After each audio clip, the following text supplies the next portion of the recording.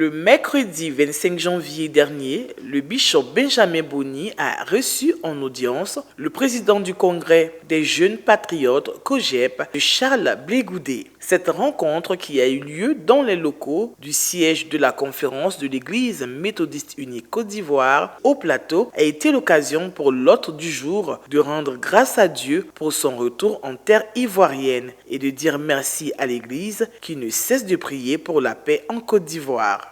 L'Église a toujours joué un grand rôle dans le rapprochement des peuples. L'Église a toujours joué un rôle dans la recherche de la paix. Là où il y a conflit, ceux qui sont la voix de Dieu, ceux qui portent la voix du Seigneur, doivent venir parler au cœur. Et je pense que je suis mieux placé pour le savoir. L'Église peut jouer un rôle. Je sais être reconnaissant. Tous ceux qui, à un moment donné de ma vie, sont intervenus, ont souvent mis leur vie en danger pour sauver ma vie. C'est d'abord le sens de ma démarche. Et deuxièmement, notre histoire récente m'a conduit à La Haye et qui m'a ramené en Côte d'Ivoire. Je suis venu lui dire que son fils est arrivé.